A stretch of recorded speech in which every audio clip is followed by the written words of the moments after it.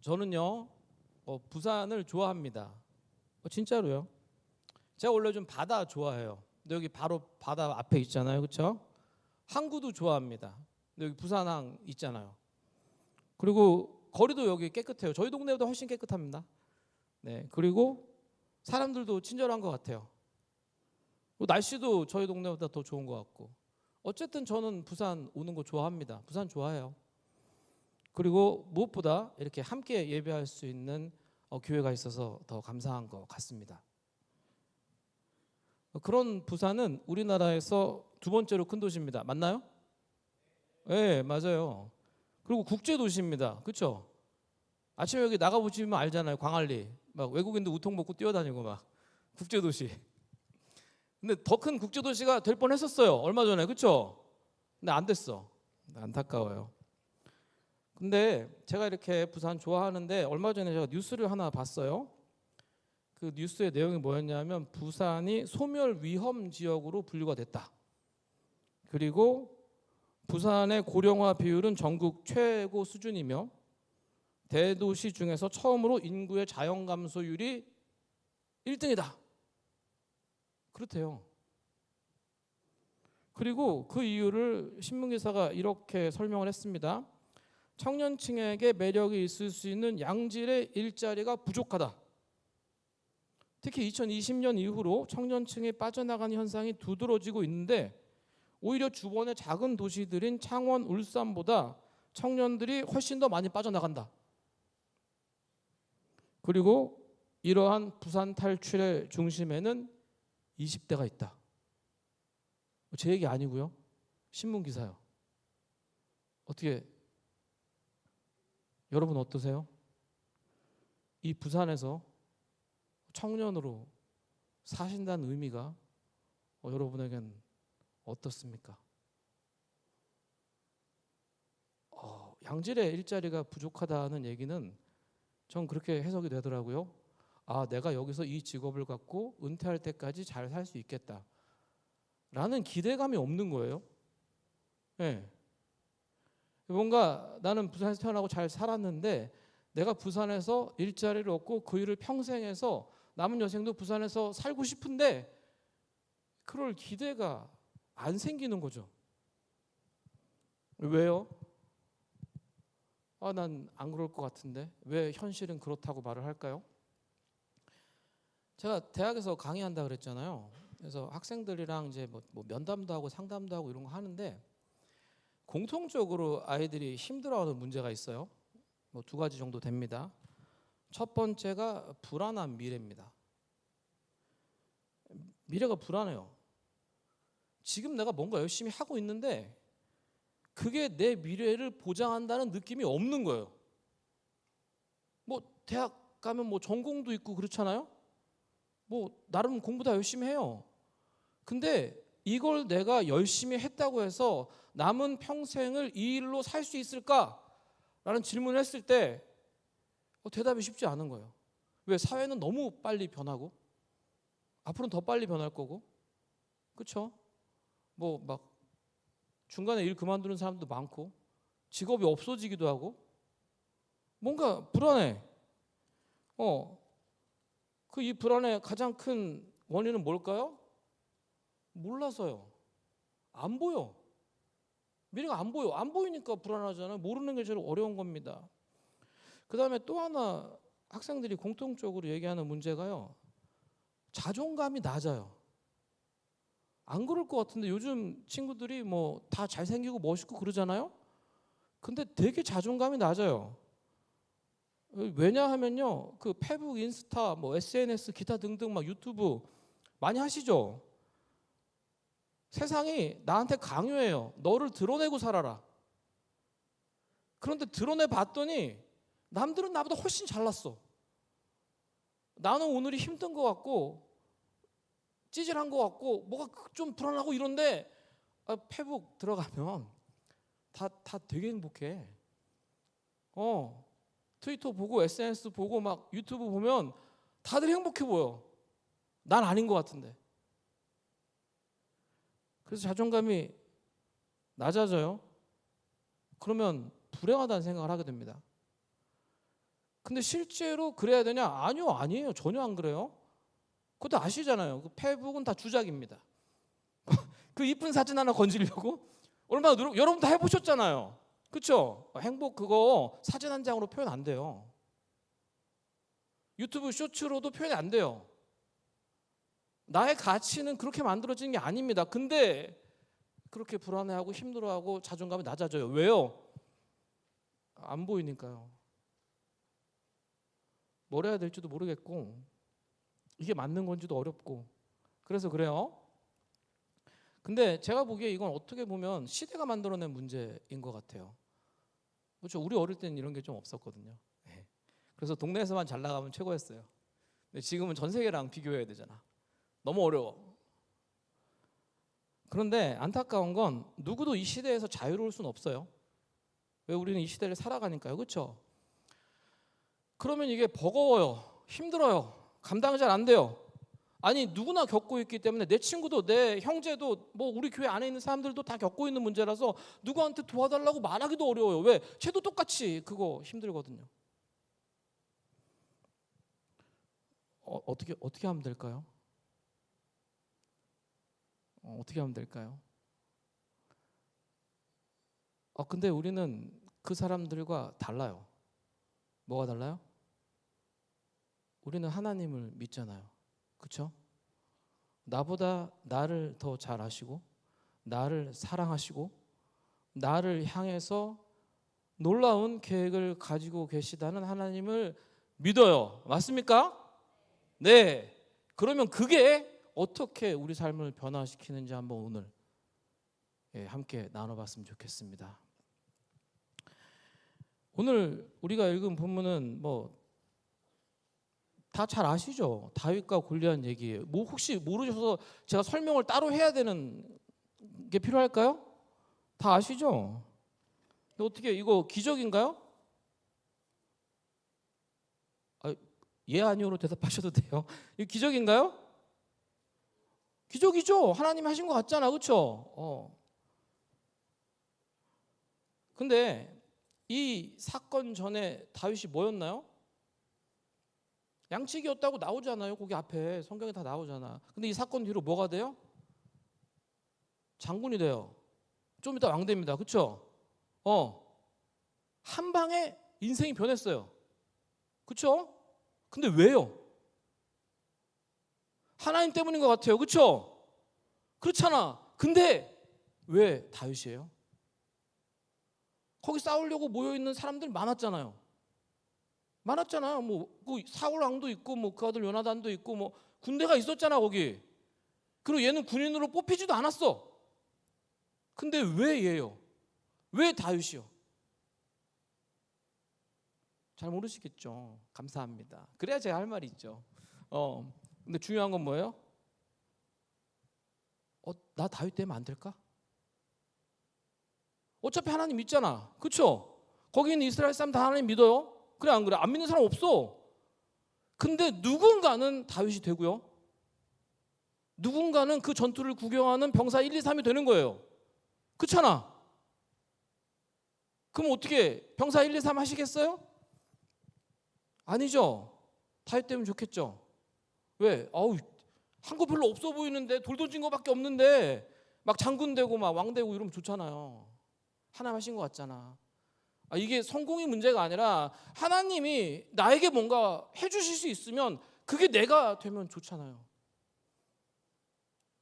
근데 뭐 아시다시피 성경에 우연은 없습니다. 다윗이 운이 좋아서 내지는 뭐 지나가다가 이런 거 없어요. 성경은 반드시 거기에는 그렇게 될 수밖에 없었던 이유가 있습니다. 그럼 그 이유를 알게 되면 어떻게 될까요? 내가 다윗이 될 가능성이 높아지잖아요. 그죠? 어떻게 잘 들어보시겠습니까? 네, 갑시다. 그러면 자 이제 골리앗이 나와요. 등장 골리앗 어떤 애예요? 뭐 대충 빠르게 지나갑시다. 키가 2m 90이에요. 그리고 갑옷의 무게가 57kg. 약 저의 몸무게. 뭐 안 믿으셔도 됩니다. 그다음에 창을 가지고 있는데 앞에 창에 날이 달려 있을 거 아니에요. 사람 뭐 이렇게 찌르고 배구하려면 날이 있을 거 아니에요. 그 날의 무게만 7kg. 요 시기가 청동기에서 철기로 넘어가는 시기거든요. 그래서 청동기 무기는 아무리 좋은 거 가지고 있어도요, 철기 앞에서는 소용이 없어요. 근데 얘는 철로 된 칼날의 무게가 7kg. 뭐 그리고 옆에 방패도 있고 막 방패 든 사람이 따로 다니고 막 이런단 말이에요. 근데 얘가 입은 갑옷이 비늘 갑옷이에요. 비늘 갑옷. 게임 해보셨죠? 갑옷, 그 비늘 갑옷의 특징이 뭐예요? 잘 안 베죠? 그쵸? 왜 이렇게 사슬을 엮어서 만드는 거거든요. 근데 그 사슬이 키로가 몇 킬로라고? 57kg. 칼로 베지겠어, 안 베지겠어? 안 베죠. 화살이 들어갈까요? 못 들어가요. 그죠? 거기다가 얘는 그 창이 있는데 앞 날만 7kg니까 창은 얼마나 컸겠어? 거기다가 키가 몇이라고? 2m 90이야. 그러다가 전신에 무장을 하고 앞에 서 있는 거야. 어떻게 싸워 보시겠어요? 이래서요 40일간 욕을 하고 하나님을 모욕하는데 아무도 못 덤비는 거예요. 왜? 1대1이 문제가 아니라 군대가 나가도 이거 뭐 어떻게 될지 모르겠는데 왜 창에 들어가야 뭘 하지? 칼로 베줘야 죽이지. 화살을 쏴서 뚫려야 뭘 생각을 해볼 거 아니에요. 그럼 가능성이 안 보이면 어떻게 돼요? 조용히 있는 거, 찌그러져 있는 거지. 지금 다 이스라엘 백성들이, 군인들이 찌그러져 있는 거예요. 왜? 가능성이 안 보이니까. 이거 뭐 어떻게 비벼볼 뭐가 있어야 비빌 거 아니야. 근데 없어 보여. 그러니까 여기에 내가 참전을 해서 저랑 저 골리앗과 싸우면 내 목숨만 무의미하게 날아간다. 이렇게 생각하는 거예요. 모두가. 그래서 아무도 안 나서는 겁니다. 근데 다윗은 어떻게 이겼어요?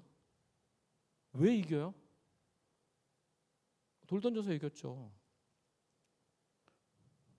근데 이게요, 하나님이 준비시키신 거예요. 이게 무슨 얘기냐고요? 옛날에 얼마 한 몇십 년 전에 그 두개골에 돌이 박힌 사진이 뭐 인터넷 지금도 찾아보면 나와요. 뭐 골리앗 뭐 두개골이다. 골리앗 두개골 아니에요. 근데 왜냐면 그거 발표한 신문이 타블로이드즈라고 이렇게 약간 그 막 그런 거 있잖아요. 막 UFO가 발견됐다 막 이런 거 뉴스 하는데요. 그런데 저는 그 사진이 놀라웠어요. 그 사실 그게 골리앗 두개골이라고는 당연히 안 믿었지만 그 사실 자체가 놀라웠어요. 왜? 사람이 저렇게 죽을 수 있구나. 그건 맞는 거잖아. 그죠? 사람이 저렇게 죽을 수 있는 거야. 근데 이게 찾아보니까요, 흔해요. 흔해. 슬링거라고 들어보셨어요? 돌팔매질 하는 사람이란 뜻이에요. 영어예요. 그냥 좀 영어가 멋있어. 그래서 슬링거라는 직업, 군대 병과가 있는 거예요. 몰랐죠? 막 군이 나면 막 활, 창 이런 것만 있는 줄 알았죠. 총포가 나오기 전까지 가성비 넘버원 부대로 슬링거가 있었어요. 실제로 존재했습니다. 근데 왜 우리가 모를까요? 되기가 되게 힘들어. 생각을 해봐요. 돌 던져보셨어요? 어릴 때 돌, 그쵸. 여러분은 그런 세대가. 저는 던져봤어요. 네, 던져볼 수 있습니다. 돌 던져서 막 그 어두운데 돌 던지잖아요. 그럼 막 불꽃 튕겨요. 그리고 개한테 던지잖아요. 그럼 막 걔 막 죽을라 그래요. 사람한테 던지면 어떻게 될까요? 큰일 나면 잡혀가요. 내가 던져도요. 내가 뭐 한 7살 때 내가 던져도 우리 동네 애가 맞으면 머리가 깨집니다. 내가 던져도 그래요. 팔 힘으로 던져도 그래요. 그렇죠? 근데 슬링거라는 직종은 어떻게 되는 거냐면요. 슬링이가 이게 물매를 말하는 거예요. 가죽으로 만든 그런 거 있잖아요. 그거로 돌려서 원심력을 얻은 다음에 던져요. 그럼 이게 몇 킬로 정도로 날아갈까요? 시속? 최대 160km. 최소 100. 훈련된 슬링거인 경우에 최소 120에서 140, 160까지 날아가요. 키로 수가요. 비거리가 어떻게 될까요?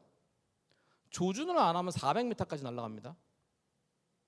근데 숙련된 슬링거의 경우에는 조준을 해서 맞출 수 있는 거리가, 사정거리가 200m예요. 농담 같아요? 진짜예요. 그래서 옛날에 고대 시절에 전투가 있었던 자리를 파다 보면은 돌 맞아서 머리 깨진 거, 두개골에 돌 박혀 있는 거 심심치 않게 찾을 수 있어요. 그리고 실제로 로마 군대 아시죠? 로마가 그 당시 세계 최강이었잖아요. 로마 군대가요 용병을 써요. 슬링거 부대를 써요. 왜? 활보다 훨씬 무섭거든요 얘네가. 그리고 얘네 가장 좋은 점이 뭘까요? 제작비가 안 들어. 그렇잖아. 허리띠 하고 돌멩이만 있으면 돼. 그래요. 그래서 그런데 왜 안 유명하냐면 이게 로마 군대가 발레라스라는 섬에서 이 용병들을 사다 썼거든요. 근데 발레라스라는 섬에서 왜 사냐? 섬이잖아. 먹고 살 게 없어요. 그러면 용병으로 나가는 게 어릴 때부터 얘네가 꿈이야. 그럼 어떻게 하는지 아세요? 애들을 데려다 놓고 이거 슬링을 던져서 저기다가 빵을 걸어놔. 못 맞추면 밥을 안 줘요. 그렇게 해서 어느 정도 훈련되면 용병으로 팔려나가게요? 10년이요. 10년을 그 정도 훈련을 받으면요, 반경 200m 안에 있는 사람 머리통 정도는 맞출 수 있는 거예요. 그리고 그래야 돈 주고 사서 쓰는 효과가 있잖아요. 슬링거가 그런 직종입니다.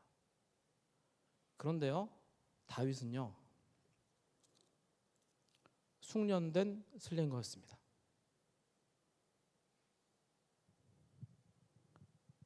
진짜로요. 그리고 슬링이라는 무기에 되게 무서운 점이 뭔지 아세요? 화살은 찔러야 되잖아, 그렇죠? 꽂혀야 되잖아. 칼은 베어야 되잖아요. 근데 슬링은 용도가 처음부터 파괴용이에요. 파괴를 목적으로 한다고요. 그래서 부시는 거야. 근데 이게 아까 말씀드렸잖아요. 짱돌이 140km 날아가서 맞는다고 생각해봐요. 그러면 사람 몸은 배겨낼 수가 없어요. 당연한 겁니다. 근데 갑옷이 있어. 갑옷이 엄청 튼튼해. 근데 갑옷도 보통 막 깨지고 찌그러지고 이러거든요. 근데 갑옷이 엄청 튼튼해. 막 골리앗처럼 막 57kg 갑옷이야. 그거 맞잖아요? 갑옷은 멀쩡해요. 속에 있는 사람이 죽는다는 사실엔 변함이 없습니다. 이해가 되세요? 그러니까 내가 아무리 튼튼한 투구를 쓰고 있어도요, 돌멩이가 140kg로 와서 투구에 맞으면 투구가 안 깨져도 나는 뇌진탕으로 죽어요. 왜? 용도가 그런 거니까. 원래 그런 거예요, 슬링거가. 근데 다윗이 어떻게 숙련된 슬링거가 됐을까요? 얘는 자기가 말을 하거든요. 뭐라 그래요? 나는 광야에 있을 때 맹수도 잡았다. 얘가 뭐 맨손으로 잡았겠어요? 얘는 이미 슬링을 잘 해요. 왜? 나오잖아. 본인이 나한테 이게 제일 잘 맞는다고 슬링을 가져 나가고 돌도 골라서 가. 그럼 뭐야? 평소에도 이거 했다는 거야. 예, 이거보다 효율적인 무기가 없어요. 근데 봐봐요. 맹수 아시죠? 뭐 사자, 곰, 뭐 늑대 이런 거 가만히 서 있나요? 아니야. 뛰어다녀. 막 달려와. 그럼 그걸 맞추려면 어떻게 되겠어? 내가 겁나 잘해야지.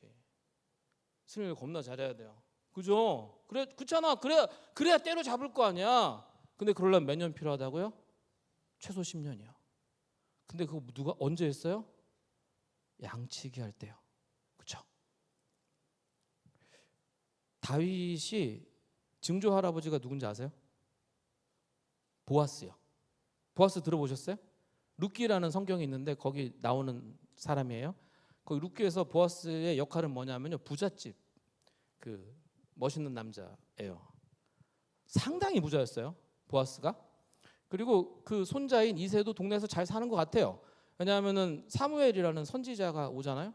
사무엘이 그 당시에 유대 땅의 가장 넘버원 대제사장이거든요. 선지자고. 그런 사람이어서 이 동네에서 이새 집에 갔다. 그 얘기 뭐예요? 이새가 제일 잘 산다는 얘기예요. 그 집에서. 그렇잖아. 근데요, 사무엘이 그래서 네 아들들을 다 불러와라 그랬는데요, 이새가 다윗은 안 불러요. 이게 무슨 의미인지 아세요? 얘는 아들 취급을 못 받는다는 얘기예요. 봐봐요. 내가 우리 집이 되게 부자야. 그래서 집 근처에서 할 일이 많아. 그러면 내 아들을 양치기 하러 보내겠어요? 양치기가요, 막 이렇게 풀밭에 앉아서 하프 뜯고 양은 풀 뜯고 이거 아니에요. 왜냐하면 유대 땅이라는 게 건조하고 약간 광야 같은 느낌이잖아요. 풀이 잘 없어. 그럼 어떻게 해야 돼, 양치기? 풀 있는 데 따라서 이동을 해야 되잖아. 그럼 하루에 4, 50km를 뛰어다녀야 돼요. 양들과 함께. 뭐 그때 당시에 뭐 말이 많고 그래서 말 타고 이거 하는 게 아니라 뛰어다녀요 그냥. 그럼 그렇게 뛰면 집에 언제 돌아와? 못 돌아와요. 대충 거기서 자는 거야. 근데 거기가 어떤 땅이에요? 다윗이 얘기하잖아. 거기 곰도 있고 사자도 있고 늑대도 있고. 근데 거기서 자요. 양을 지키면서요. 그래서 원래 유대 땅에서요, 양치기는 가장 하층민들이 하는 겁니다. 아니면 누가 할까요? 종이요. 그런 거예요, 원래. 그런 직종이에요. 근데 다윗은 부잣집 막내 아들 포스인데, 계보상 그런데 양치고 있었어요.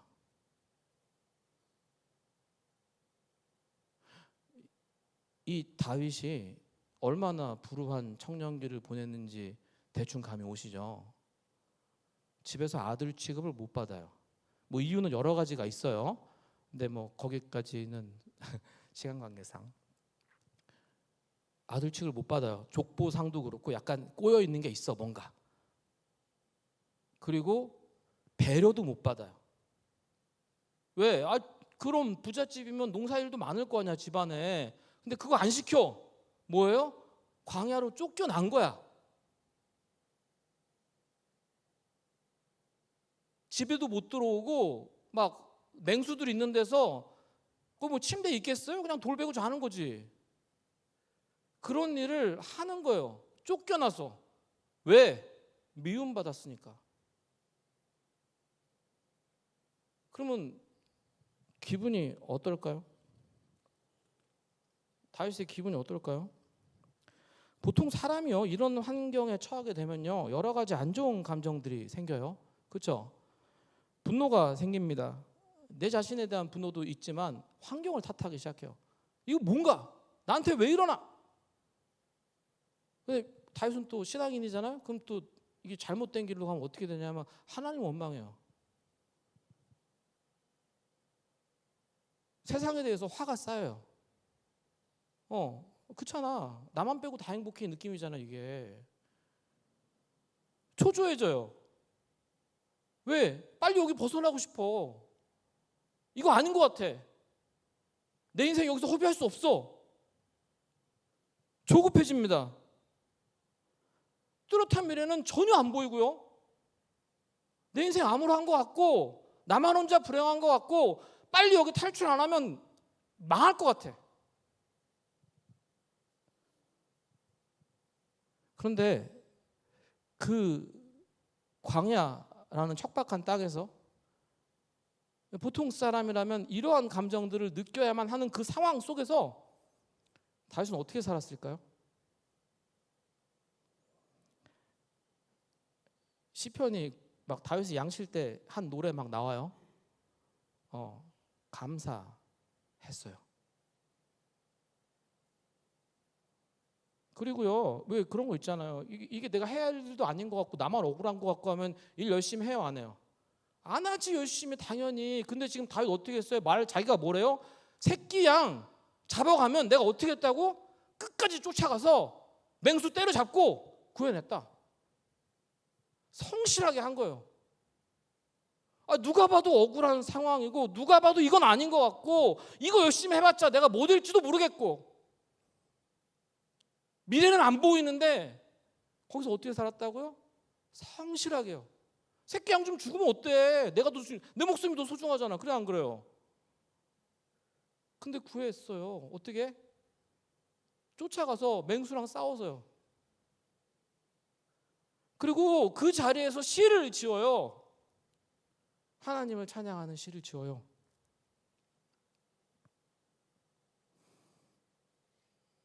왜 그럴 수 있었을까요? 심플합니다. 그는 하나님을 믿는 사람이었거든요. 그리고 하나님을 믿는 자가 세상이 아닌 내 주변의 누군가가 아닌 하나님 앞에서 어떻게 살아야 되는지를 고민했거든요. 주변 사람들의 시선, 너는 왕따야, 너는 쫓겨났어, 넌 거기 있어야 돼. 이거를 바라보면 화나죠.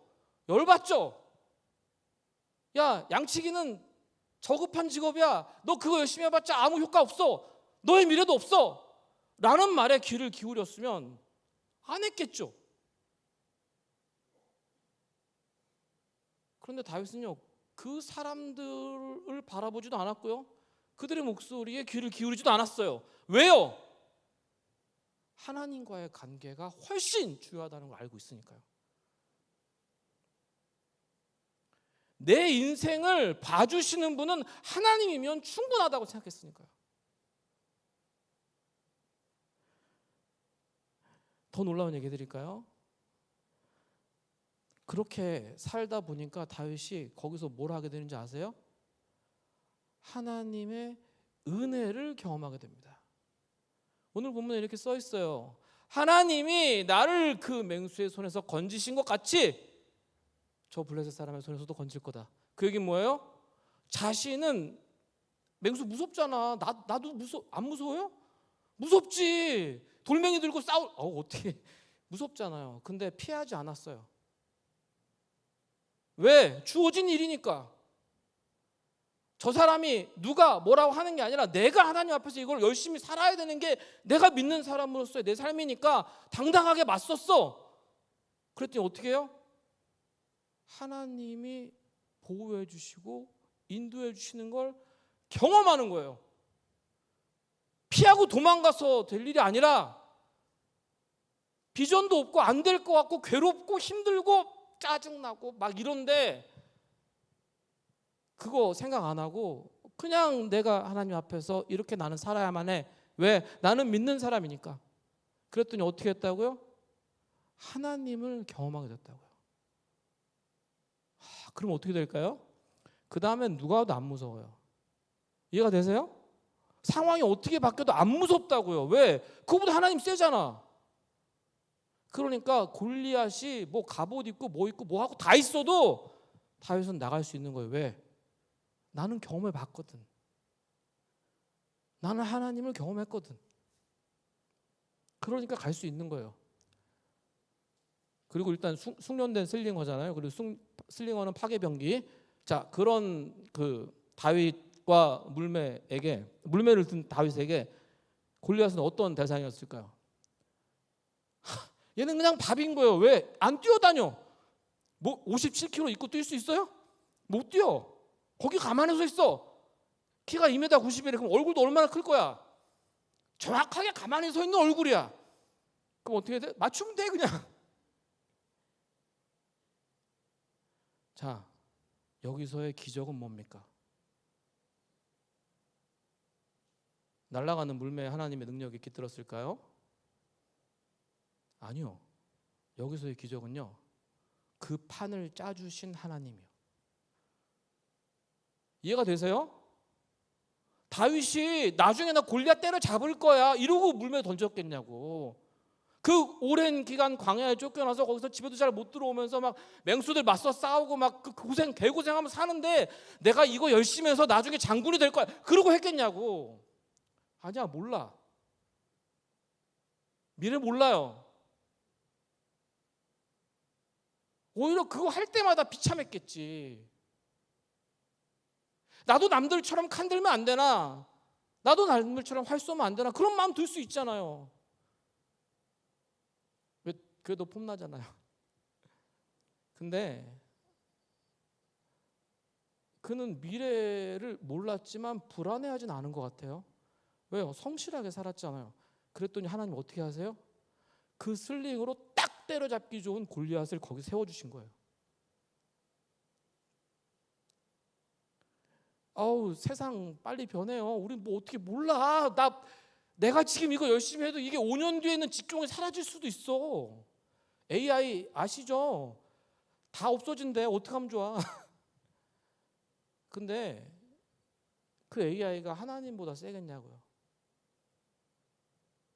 나는 몰라. 나는 불안해. 나는 몰라. 당연한 거예요. 그건. 근데 하나님이 일하시면요, 비길 수 있는 게 없어요.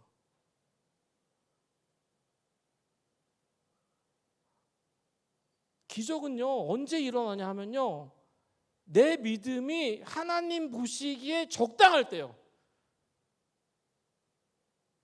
다윗이 슬링을 열심히 해서 기적이 일어난 게 아니고요. 그 삶을 통해서 나는 믿는 사람으로 이렇게 살아야 됩니다, 이렇게 살았습니다 라는 게 하나님 앞에서 보여줬을 때요. 그 기간이 얼마나 될지는 우리도 몰라요. 1년, 2년이면 버틸 수 있을 수도 있죠. 근데 오랜 시간이라고 그랬잖아요, 제가 아까. 그러려면 힘들지, 괴롭지, 외롭죠, 무섭죠. 근데 그 자리에서 살아냈어요. 어떻게 해요? 믿음 있는 자처럼요.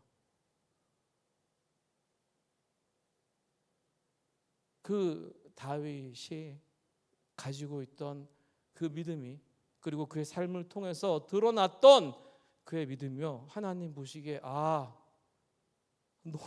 이제 좀 해야겠다. 그러면요, 나의 예상 따위, 사회의 뭐 변화 따위 아무 상관없어요. 딱 내가 사용될 수 있는 그 자리로 하나님이 나를 갖다 꼽아요.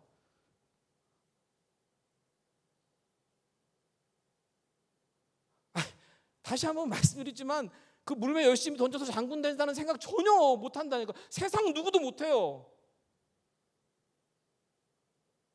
천한 직업이라고요, 괴로운 자리라고요, 힘든 자리라고요. 거기 있으면 누가 봐도 미래가 없다고요. 근데요, 하나님이 움직이시니까요, 그 다윗이 이스라엘의 중심에 섭니다. 이 기적이 왜 일어났다고요? 다윗이 그 믿음을 하나님 앞에 삶으로 증명해서요. 야, 근데 오늘 설교 제목이 매끄러운 돌 5개잖아. 어떻게 해야 돼? 매끄러운 돌도 해야 되는데. 한 가지가 더 있어요. 여기까지는 다 이해가 되셨죠? 근데 그 믿음이, 다윗의 믿음이 놀라웠던 게 또 한 가지가 있어요. 그게 뭐냐 하면요, 매끄러운 돌 5개요. 슬링이라는 건요, 물매라는 건요, 돌이 동글동글해야 돼. 자, 그 조약돌 아시죠? 타원형이고 동글동글해야 돼. 우락부락하게 생긴 돌을 가죽끈으로 던진다고 해봐요. 조준이 안 돼. 그렇잖아. 그러면 정확한 그게 필요해요. 그리고 자기가 선호하는 사이즈가 있을 수 있어. 그렇죠? 그렇잖아요? 그게 표현된 게 매끄러운 돌이라는 거예요. 그러니까 신중하게 고르는 겁니다, 다윗이요. 근데 우린 아까 얘기했잖아요. 다윗은 이미 하나님 경험했어. 그렇죠? 광야에서 경험을 했잖아. 그러면은 하나님이 일하신다는 걸 믿으면 하나면 되잖아요. 실제로 쓴 것도 하나밖에 없잖아, 돌멩이 하나. 그렇죠? 하나면 될 것 같아. 그게 더 믿음 있어 보이지 않나요? 하나님이 이번에도 나와 함께 하실 거니까 난 돌멩이 하나면 충분해. 아무 돌이 나도 상관없어. 왜? 하나님이 일하실 거니까. 그럴 수 있잖아요. 우리도 가끔 그러거든요. 막 기도하고 막 이런 거 될 것 같아. 나 이제부터 가만히 있어야 돼. 왜? 하나님 다 하실 거니까. 뭐 이럴 수 있어요. 많이들 그걸 기대해요. 왜? 편하잖아. 난 가만히 있어도 하나님 다 해주면 편하잖아요. 기대해요, 그걸. 그런데 다윗은요, 그렇게 안 했네요. 물가로 가고요, 신중하게 돌을 골라요. 그것도 하나가 아니라 5개요. 왜? 왜 5개? 믿음은 원래 이런 거예요. 하나님이 하시는 일은 100% 확신하는 겁니다. 이해가 되시죠? 왜? 이미 경험했잖아, 본인이. 그럼 뭐야? 하나님이 일하신다고 내가 생각이 되면 그건 무조건 믿는 거예요. 단 하나도 의심하지 않아요. 그런데요, 그 믿음의 대상에 내가 들어가면 안 돼요.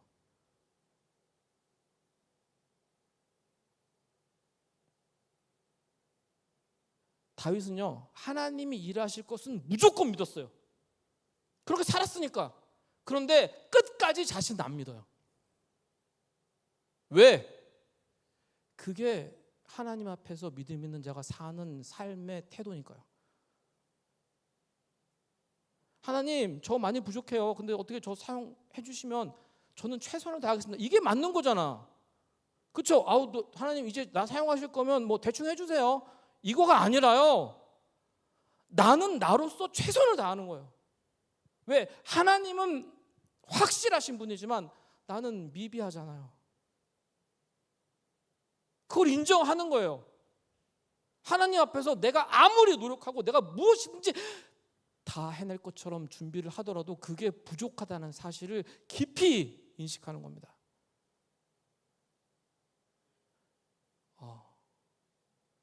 근데요, 그래야 믿음이 성장합니다.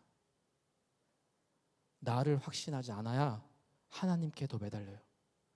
나를 확신하지 않아야, 나를 믿지 않아야 더 열심히 하나님을 믿는다고요.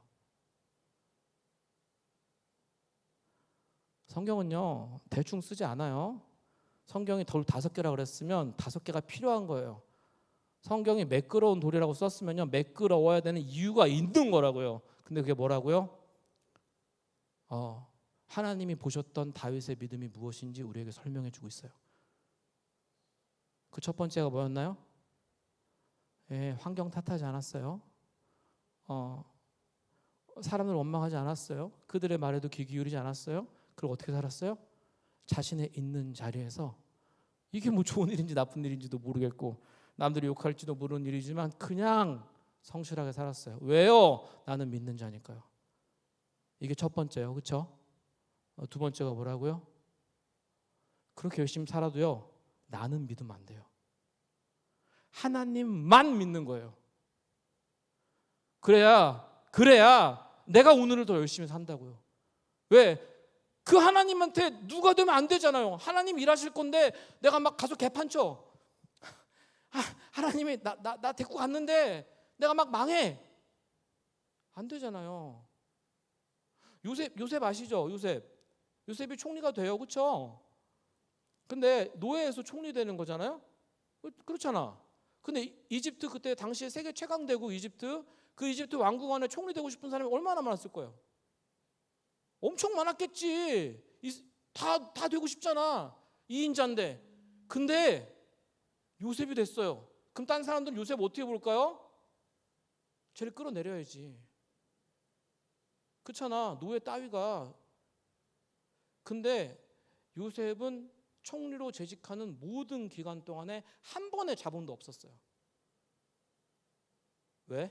하나님 도와줘서요? 맞죠? 또 뭐요? 그만큼 준비됐으니까요.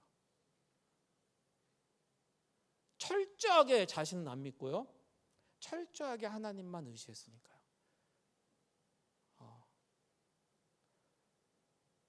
안 그랬으면 벌써 나가 떨어졌을 거예요. 그리고 나가 떨어지면 어떻게 돼요? 누가 욕먹어? 요셉 누가 총리로 만들어줬어요? 하나님 만들어줬잖아. 사람이 어떻게 그거 해줘? 근데 걔가 총리 못하고 막 1년 하고 쫓겨나봐. 그럼 그 이집트 사람들이 다 뭐라 그럴 거예요? 하나님 별거 아니구나. 그렇잖아요. 하나님 누구를 사용하고자 하잖아요.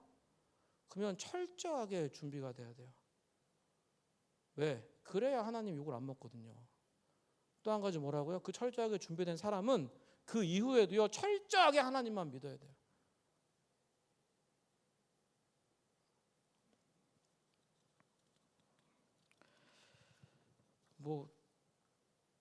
그래서 어떻게 하라고요?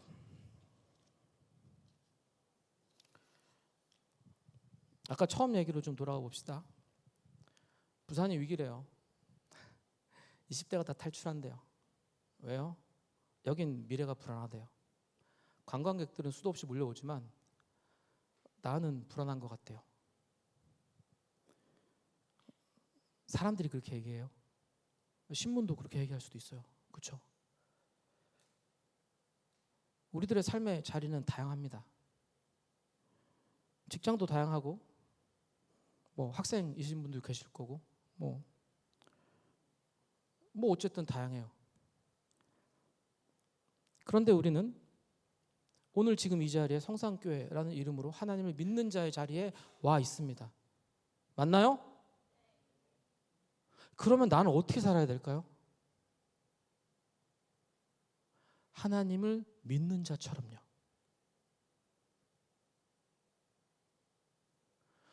내가 다른 사람들한테 증명할 필요가 없어요. 나 이 정도 능력이 있습니다. 나 이만큼 하니까 나 서울 보내주세요. 안 해도 된다고요. 왜? 내가 믿는 사람이란요, 나를 움직이시고 나를 결정하실 분은 결국 하나님이잖아요. 맞아요? 그럼 누가 나를 평가하면 돼요? 하나님이요. 맞습니까? 근데 그 하나님 뭐만 보나요? 믿음만 봅니다. 지금 내가 카페에서 알바해요. 나는 그것도 안 하는데요. 백수예요. 뭐 어때요? 그게 뭐 어쩌라고? 나의 평가의 기준은요, 그게 아니라 나는 과연 하나님을 믿는 자처럼 살고 있느냐.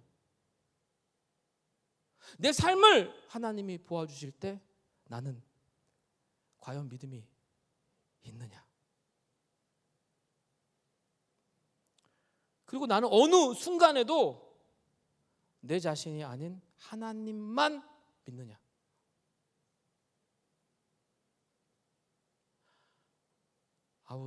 이렇게 얘기 다 해도 안 보여요, 미래가. 그렇죠? 안 보여요. 저도 안 보여요. 다윗도 안 보입니다.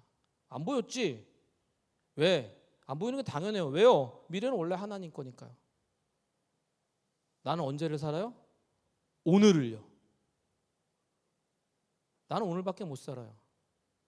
그리고 이 오늘을 사는 내가 살아야 되는 삶의 자세가 뭐라고요? 믿음 있는 자처럼. 그거면 충분합니다. 왜냐고요? 나의 오늘은요, 주님이 계획하시고 예비하신 내일을 위한 토대가 되기 때문에 그렇습니다. 내 기대, 내 상상, 내 꿈 있을 수 있죠. 가지세요. 마음껏 가지십시오. 그리고 그것을 위해서 오늘을 사세요. 그것이 하나님 앞에 믿음으로 보여지잖아요. 그럼 내가 생각하고 상상하고 뭐 할 수 있는 모든 것 다 한 거에 막 몇 억 배 좀 너무한가? 하여간 내 상상을 뛰어넘는 일이 벌어집니다. 왜? 오늘 성경이 그걸 우리한테 가르쳐 주잖아요. 쫓겨난 다윗이 돌팔매만 열심히 했는데 왕이 된다니까요. 우리라고 뭐 못되란 법 있을 수 있죠. 다윗은 나랑 다른데요? 다르지. 근데요, 믿음이 있다는 건 동일합니다. 그래 안 그래요? 다윗 믿음 있었잖아, 그렇죠? 여러분 믿음 있어 없어요? 있어요? 그 믿음 분량대로만 사시면 됩니다. 그리고 그것이 하나님 보시기에 믿음으로 보여주면 됩니다. 모두가 왕 될 필요는 없잖아요. 안 돼도 돼, 괜찮아. 근데 하나님이 기뻐하시는 삶이 그 앞에 있을 줄로 믿습니다. 내가 계획하고 내가 가지고 싶고 내가 이거 해야만 되는 그 삶이 아니라요, 하나님이 기뻐하시는 삶이 우리 앞에 놓여질 줄로 믿습니다. 저도 불안해요, 솔직히. 제가 뭐 대학 교수 됐거든요. 이번에 됐어요. 올해 초에 된 거예요. 그 전까지 거진 백수로 살았어요, 저도. 저 목사인데 원서 넣으면 다 떨어져요. 나이가 많다고. 내지는 뭐 이것이 부족하다고 저것이 부족하다고. 제가 한국을 3년 반 전에 왔는데요, 한 100통도 넘게 썼을 거예요, 원서를. 다 떨어졌어요. 진짜요. 근데 어느 날 갑자기 교수가 돼버렸어요. 이거 되게 비밀인데, 저 뽑는 학교가 그 연봉제와 전임이 있어요. 그게 뭐냐면, 연봉은 그 교수긴 교수인데 수업만 하는 교수예요. 그래가지고 월급이 짜요. 생활이 안 돼. 근데 전임은 이제 풀로 학교에 출근을 해야 되고, 그러니까 이것저것 뭐 받는 게 많아요. 혜택도 많고. 근데 저는 마음이, 아까 말씀드렸죠, 제가 마음이 소심하다고. 제가 이 학교를 지원을 할 때 연봉제를 지원했어요. 안 될 것 같아서. 전임 막 지원했다가 이렇게 뭐 내가 그릇도 안 되고 그런데 막 그렇게 보일까봐 아주 소심하게 연봉제로 지원했어요. 근데 전임이 됐어요. 저는 아직도 저한테 이 일이 왜 생겼는지 몰라요. 우리가 원래 그래요. 지금은 몰라요. 그런데 저는 뭐 미국에서 돌아와서 살 집도 없고 얼마나 힘들었겠어요. 가족이 있는데. 근데 하나님한테 그렇게 기도했어요. 하나님, 제가 목회를 안 해도 되는데요, 여태까지 진짜 열심히 했는데 한 번만 해보고 그만두면 안 됩니까? 제가 딴 거 하고 살아도 돼요. 기도했는데 기도만 이렇게 했으면 안 돼요. 그러면 안 돼요. 어떻게 해야 돼요? 삶으로 증명해야지. 그래서 제가 있는 자리에서 성실히 살았어요. 할 수 있는 거 하고 설교 쓰고 아무도 안 들어줘도 설교하고. 왜? 일단 내 믿음이 성장해야 되니까. 내 믿음마저 없으면 그 시간을 어떻게 버텨요? 근데 어느 순간이 되니까요. 지금 여기 여러분이랑 있네요. 근데 저는요.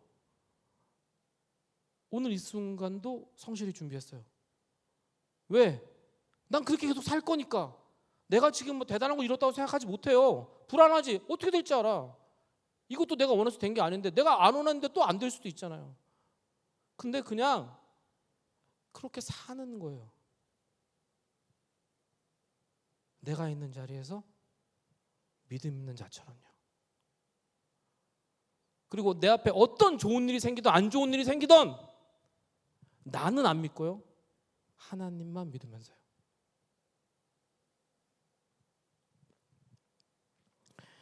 어렵고 불안하고 힘든 시기에 우리 모두 살아요. 그런데 그 시기와 이 장소가 우리의 믿음이 더욱 단단해지는 시기가 되기를 소망합니다. 나의 지금의 삶에 감사하며 성실하게 내 것을 만들어가는 우리가 되기를 소망합니다. 왜요? 우린 하나님을 믿으니까요. 지금 내 눈앞에 보이는 것들은 불안정하고 불안하고 막 안 될 것 같다는 얘기들 막 그런 거 너무 많아. 근데 우리는 그 보이는 게 아니라 안 보이는 하나님을 믿잖아요. 우리의 오늘의 하나님의 은혜가 경험되기를 소망합니다. 그래서 그것이 든든하게 나의 뿌리가 되어서 나의 내일이 주께서 우리를 위해서 계획하시고 아름답게 준비하신 그 미래가 우리의 것이 되기를 소망합니다. 여러분도 저도 할 수 있습니다. 왜요? 우리는 믿음이 있으니까요. 그죠?